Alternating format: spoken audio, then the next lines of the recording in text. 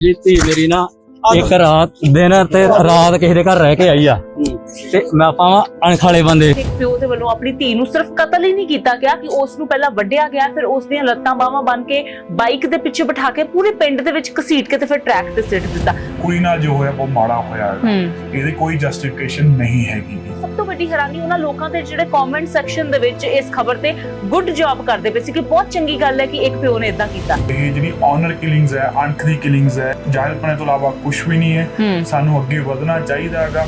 Honour killing यानी अणख दे लई कीते जाण वाले, अणख दी खातर कीते जाण वाले कतल, ये सिलसिला वैसे असीं बड़े सालों तो सुनते आ रहे हैं। कह लो कि सदियां ਦੀਆਂ सदियां बीत गईयां। शायद अजकल जो कोई ऑनर किलिंग का नाम लेंदा है तो ये सुन के लगता है कि नहीं अजकल तो इस तरह दी चीज़ां नहीं होंदियां होणगियां। जमाना बहुत एडवांस हो गया है, लोग बहुत आगे वध गए ने, सोच बड़ी बदल गई है।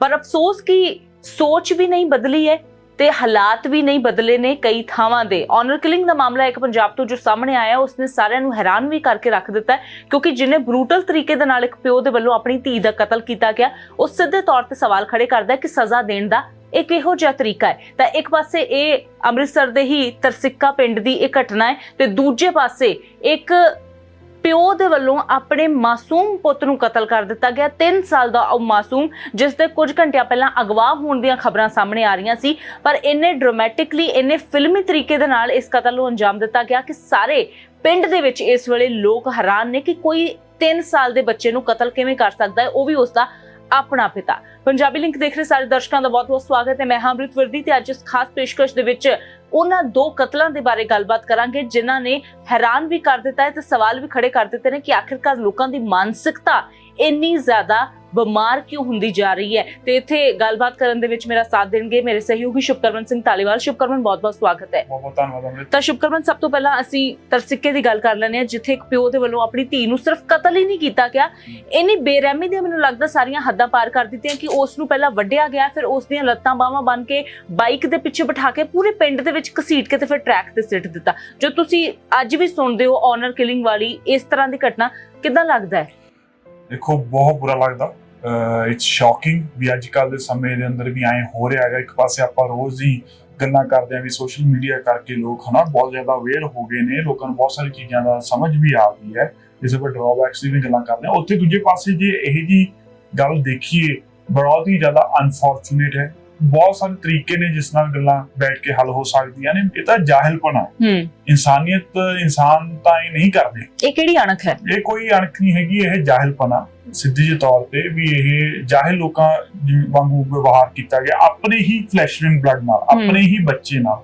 ਠੀਕ ਹੈ, ਬਹੁਤ ਸਾਰੇ ਹੱਲ ਹੋ ਸਕਦੇ ਆ ਗੱਲਬਾਤ ਕਰਕੇ। ਤੁਸੀਂ ਇੱਕ ਦੂਸਰੇ ਨਾਲ ਕੰਸੈਂਸਸ ਬਿਲਡ ਕਰ ਸਕਦੇ ਹੋ, ਕਿਸੇ ਨੂੰ ਅੰਡਰਸਟੈਂਡ ਕਰ ਸਕਦੇ ਹੈਗੇ ਹੋ, ਚੰਗੀ ਤਰੀਕੇ ਨਾਲ ਉਸ ਚੀਜ਼ ਦੇ ਗੱਲ ਆ ਸਕਦੀ। ਬਟ ਮਾਰ ਦੇਣਾ ਤੇ ਉਸ ਤੋਂ ਬਾਅਦ ਘੜੀਸਣਾ ਤਾਂ ਇਹ ਤਾਂ ਜਾਹਿਲਪਨਾ ਹੀ ਹੋਊਗਾ। ਇਸ ਤੋਂ ਇਲਾਵਾ ਹੋਰ ਕੋਈ ਸ਼ਬਦ ਮੇਰੇ ਮਨ 'ਚ ਤਾਂ ਆਉਂਦਾ ਨਹੀਂਗਾ ਕਿ ਕਿਸ ਤਰ੍ਹਾਂ ਇਹਨੂੰ ਕਿਹਾ ਜਾਵੇ ਜਾਂ ਕਿਸ ਤਰ੍ਹਾਂ ਇਹਨੂੰ ਸ਼ਬਦਾਂ ਆਪਾਂ ਇਹਨੂੰ ਵਰਡਸ ਯੂਜ਼ ਕਰੀਏ ਵੀ ਜਿਹੜਾ ਇਸ ਨੂੰ ਕੁਛ ਨਾ ਕੁਛ ਥੋੜਾ ਸਭ्य ਭਾਸ਼ਾ 'ਚ ਵੀ ਕਹਿ ਸਕਾਂ ਮੈਂ। ਬਟ ਜਾਹਿਲਪਨੇ ਤੋਂ ਇਲਾਵਾ ਕੁਛ ਵੀ ਨਹੀਂ ਹੈ। ਸਾਨੂੰ ਅੱਗੇ ਵਧਣਾ ਚਾਹੀਦਾ ਹੈਗਾ।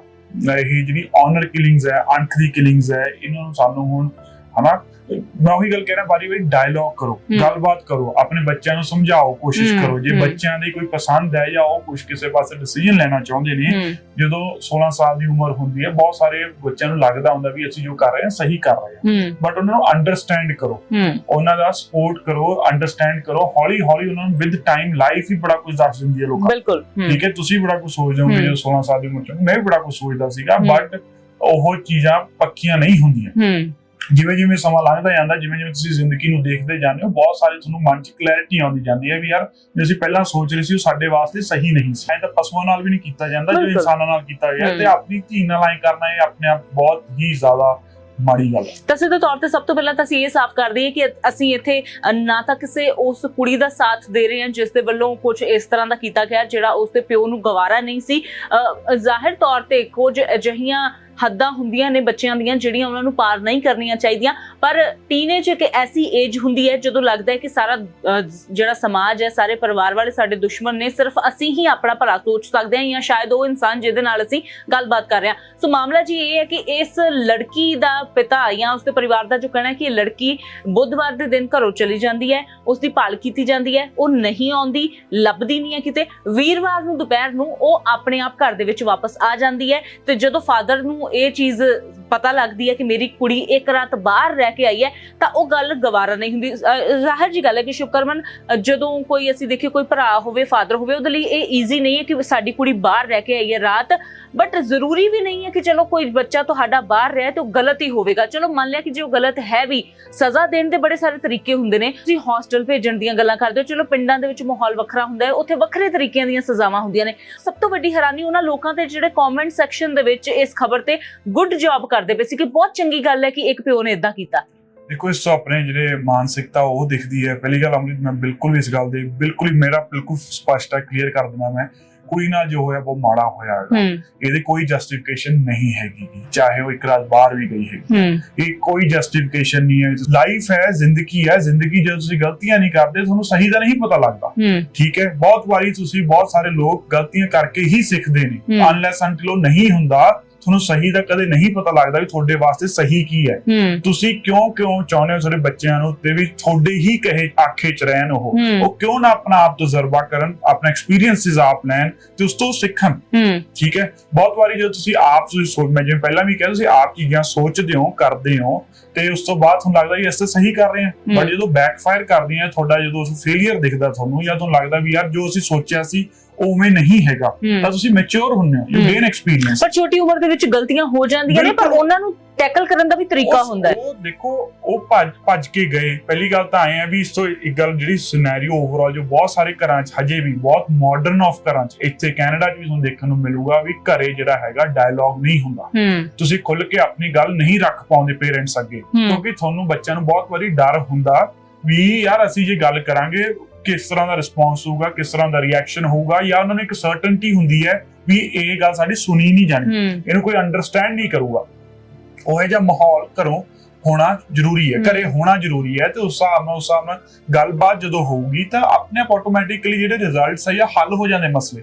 ਬਟ ਇਹ ਕੋਈ ਤਰੀਕਾ ਨਹੀਂ ਹੈਗਾ, ਇਹਦੀ ਕੋਈ ਜਸਟੀਫਿਕੇਸ਼ਨ ਨਹੀਂ ਹੈ। ਤੁਸੀਂ, ਤੁਹਾਡੀ ਧੀ ਆਈ ਹੈ ਜਾਂ ਕੋਈ ਵੀ ਹਿਊਮਨ ਬੀਇੰਗ ਹੈ, ਉਹ ਆਇਆ, ਉਹਨੂੰ ਤੁਸੀਂ ਮਾਰ ਦੋ, ਫਿਰ ਉਸ ਫਾਦਰ ਦੀ ਤੁਸੀਂ ਦੇਖੋ, ਉਹਦੀ ਕੋਈ ਮਲਾਲ ਨਹੀਂ ਹੈ। ਉਹ ਪੁਲਿਸ ਕਸਟਡੀ ਦੇ ਵਿੱਚ ਕਹਿ ਰਿਹਾ ਕਿ ਦੇਖੋ ਅਸੀਂ ਤਾਂ ਅਣਖਾਂ ਵਾਲੇ ਬੰਦੇ ਆ, ਮੈਨੂੰ ਤਾਂ ਬਹੁਤ ਖੁਸ਼ੀ ਹੈ, ਕਹਿੰਦੇ ਮੈਂ ਤਾਂ ਉਹਨਾਂ ਐਗਜ਼ਾਮਪਲ ਕੁੜੀਆਂ ਲਈ ਸੈੱਟ ਕੀਤੀ ਜਿਹੜੀਆਂ 6ਵੀਂ 7ਵੀਂ ਦੇ ਵਿੱਚ ਇਸ ਤਰ੍ਹਾਂ ਦੇ ਕਦਮ ਚੁੱਕਣ ਬਾਰੇ ਸੋਚਦੀਆਂ ਨੇ, ਮੈਂ ਤਾਂ ਕਹਿੰਦੇ ਪੂਰੇ ਪਿੰਡ ਵਿੱਚ ਘਸੀਟਿਆ। ਕੋਈ ਅਣਖ ਦੀ ਗੱਲ ਨਹੀਂ ਹੈਗੀ ਹੈ, ਇਹ ਆਪਣੇ ਕੋਲੋਂ ਗੱਲਾਂ ਬਣਾਈਆਂ ਹੋਈਆਂ ਨੇ ਵੀ ਆਪਣੀ ਫੋਕੀ ਅਣਖ ਵਾਸਤੇ ਤੁਸੀਂ ਕਰੀ ਆ। ਕੋਈ ਅਣਖ ਹੀ ਨਹੀਂ ਕਹਿੰਦੀ ਕਿਸ ਦੀ ਜਾਨ ਲੈ ਲਓ, ਉਹ ਵੀ ਇੱਕ ਕੁੜੀ ਦੀ ਜਾਨ ਲੈ ਲਓ ਤੇ ਇੱਕ ਧੀ ਦੀ ਜਾਨ ਲੈ ਲਓ। ਇਹ ਕਿਤੇ ਵੀ ਨਹੀਂ ਲਿਖਿਆ ਹੋਇਆ, ਕੋਈ ਵੀ ਇਹ ਕਿਸੇ ਵੀ ਕਿਤੇ ਨਹੀਂ ਲਿਖਿਆ, ਕਿਤੇ ਵੀ ਇਹ ਜਸਟੀਫਾਈਡ ਹੈ ਹੀ ਨਹੀਂ। ਇਹ ਫੋਕੀਆਂ ਅਣਖਾਂ ਨੇਗੀਆਂ, ਆਪਣੇ ਕੋਲ ਆਪਣੇ ਮਾਈਂਡ 'ਚ ਬਣਾਈਆਂ ਹੋਈਆਂ ਨੇ। ਇਹ ਤਾਂ ਮਤਲਬ ਹੈ ਵੀ ਤੰਗ ਮਾਈਂਡ ਹੋਇਆ ਪਿਆ ਹੈਗਾ, ਜਿਹੜਾ ਹੋਰ ਚੀਜ਼ਾਂ ਨੂੰ ਦੇਖ ਨਹੀਂ ਪਾ ਰਿਹਾ। ਚੰਗੀਆਂ ਚੀਜ਼ਾਂ ਵੀ ਕਿੰਨੀਆਂ ਨੇ, ਖੁੱਲੀ ਥੋੜੀ ਸੋਚ ਰੱਖੋ, ਆਪਣੀ ਸੋਚ ਦਾ ਕੱਦ ਵਧਾਵਾਂਗੇ ਜੇ ਆਪਾਂ, ਤਾਂ ਆਪਾਂ ਨੂੰ ਹੋਰ ਬਹੁਤ ਚੀਜ਼ਾਂ ਮਿਲ ਜਾਣਗੀਆਂ ਜਿਸ ਤੇ ਸਾਨੂੰ ਅਣਖ ਵਾਲਾ ਸਟੈਂਡ ਲੈਣ ਦੀ ਲੋੜ ਹੈ। ਇਹ ਜਿਹੀਆਂ ਚੀਜ਼ਾਂ ਉੱਤੇ ਕੋਈ ਇੰਨਾ ਅਣਖ ਵਾਲਾ ਸਟੈਂਡ ਲੈਣ ਦੀ ਲੋੜ ਨਹੀਂ, ਤੇ ਇਹ ਜਿਹਾ ਵਰਤਾਰਾ ਕਰਨ ਦੀ ਕੋਈ ਲੋੜ ਨਹੀਂ। ਤਾਂ ਸਿੱਧੇ ਤੌਰ ਤੇ ਜਿਹੜੀ ਮਾਨਸਿਕਤਾ ਹੈ, ਸਾਨੂੰ ਉਹਦੇ ਵਿੱਚੋਂ ਬਾਹਰ ਨਿਕਲਣ ਦੇ ਲਈ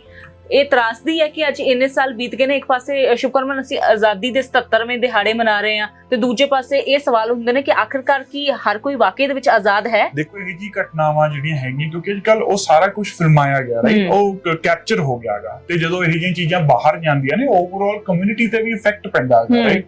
ਤੁਸੀਂ ਇੱਕ ਪਾਸੇ ਸਾਡੇ ਜਿਹੜੀ ਕਮਿਊਨਿਟੀ ਦੇ ਲੋਕ ਉਹ ਕਿੰਨੇ ਪ੍ਰੋਗਰੈਸ ਕਰ ਗਏ ਨੇ। ਅਸੀਂ ਹਰ ਰੋਜ਼ ਬਹੁਤ ਸਾਰੀਆਂ ਇਹ ਜਿਹੇ ਜਿਹੜੇ ਲੋਕ ਨੇ ਸਾਡੇ ਕਮਿਊਨਿਟੀ 'ਚ, ਉਹਨਾਂ ਦੀ ਖਬਰਾਂ ਸੁਣਦੇ ਆ ਵੀ ਉਹ ਫਲਾਣੇ ਥਾਂ ਵਰਲਡ ਬੈਂਕ ਦਾ ਪ੍ਰੈਜ਼ੀਡੈਂਟ ਬਣ ਗਿਆ, ਕਿੰਨਾ ਕੁਛ ਆਉਂਦਾ ਹੈਗਾ। ਦੂਜੇ ਪਾਸੇ ਜਦੋਂ ਇਹ ਜਿਹੀਆਂ ਖਬਰਾਂ ਆਉਂਦੀਆਂ ਨੇਗੀਆਂ ਤਾਂ ਫਿਰ ਇਹ ਵੀ ਗੱਲ ਰਿਐਲਿਟੀ ਹੁੰਦੀ ਹੈ ਵੀ ਸਾਨੂੰ ਹਜੇ ਕਮਿਊਨਿਟੀ ਨੂੰ ਆਪਦੇ ਲੈਵਲ ਤੇ ਬਹੁਤ ਜ਼ਿਆਦਾ ਕੰਮ ਕਰਨ ਦੀ ਲੋੜ ਹੈ, ਬਹੁਤ ਜ਼ਿਆਦਾ ਅਵੇਅਰਨੈਸ ਕਰਨ ਦੀ ਲੋੜ ਹੈਗੀ ਹੈ। ਤੇ ਸਾਨੂੰ ਹੋਰ ਆਪਣੀ ਜਿਹੜੀਆਂ ਚੀਜ਼ਾਂ ਹੈਗੀਆਂ, ਸੋਸ਼ਲ ਫੈਬਰਿਕ ਹੈ, ਉਹਦਾ ਪੱਧਰ ਕਿਵੇਂ ਉੱਚਾ ਕਰਨਾ, ਉਹਨੂੰ ਕਿਵੇਂ ਇੰਪਰੂਵ ਕਰਨਾ, ਉਹ ਚੀਜ਼ਾਂ ਬਹੁਤ ਹਜੇ ਵਰਕ ਕਰਨ ਦੀ ਲੋੜ ਹੈ ਗਰਾਊਂਡ ਲੈਵਲ ਤੇ। ਉੱਤੇ ਸਿਰਫ ਕਾਮਯਾਬੀਆਂ ਜਾਂ ਪੈਸੇ, ਕਿਸੇ ਨੇ ਕਿੰਨੇ ਪੈਸੇ ਕਮਾ ਲਏ ਜਾਂ ਕਿੰਨਾ ਉੱਪਰ ਅਹੁਦੇ ਤੇ ਜਾ ਕੇ ਬੈਠ ਗਿਆ, ਉਹ ਕਲੀ ਸਕਸੈਸ ਨਹੀਂ ਹੁੰਦੀ ਹੈ।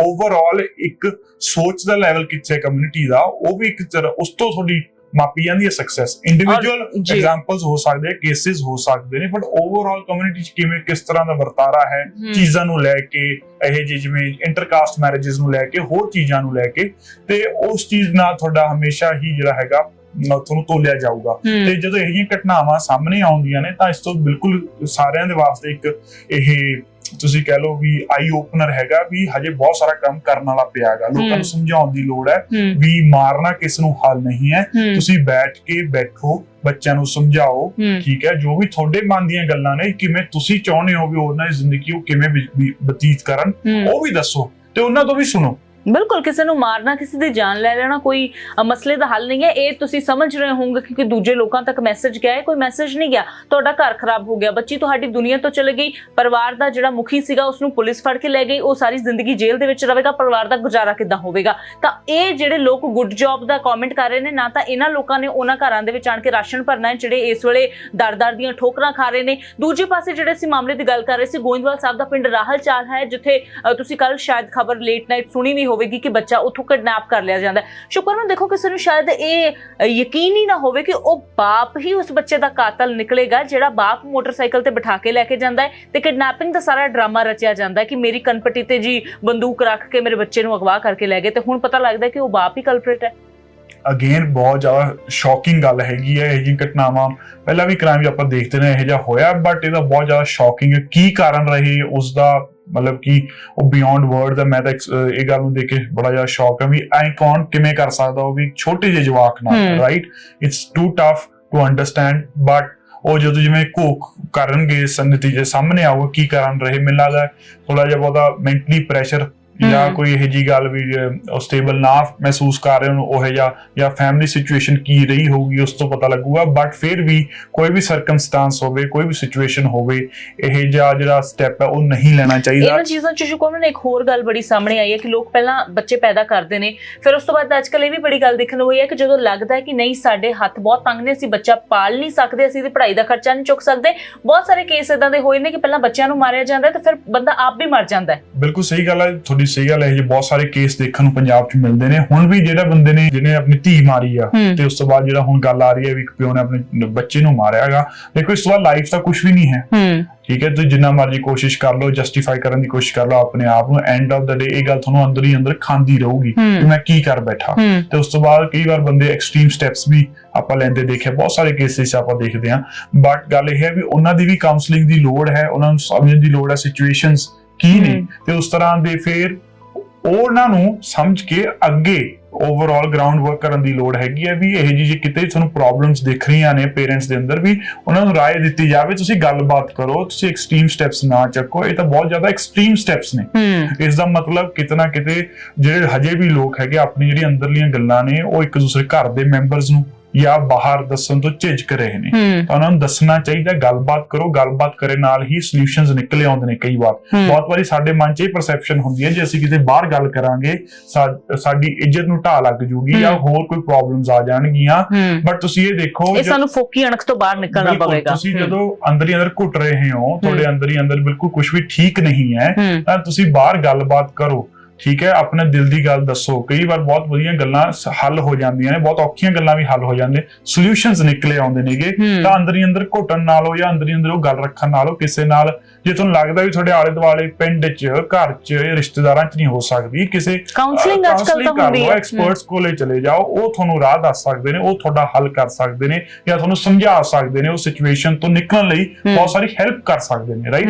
ਤੇ ਜੇ ਤੁਹਾਨੂੰ ਲੱਗਦਾ ਉਹ ਨਾਲੇ ਗੱਲ ਬਾਹਰ ਵੀ ਨਹੀਂ ਆਉਂਦੀ ਕਿਉਂਕਿ ਡਾਕਟਰਸ ਨਹੀਂ ਸ਼ੇਅਰ ਕਰਦੇ ਕਿਸੇ ਨਾਲ, ਤਾਂ ਇਹ ਚੀਜ਼ਾਂ ਦੇ ਉੱਤੇ ਹੁਣ ਸਾਨੂੰ ਸਾਰਿਆਂ ਨੂੰ ਹੀ ਖਿਆਲ ਰੱਖਣਾ ਚਾਹੀਦਾ।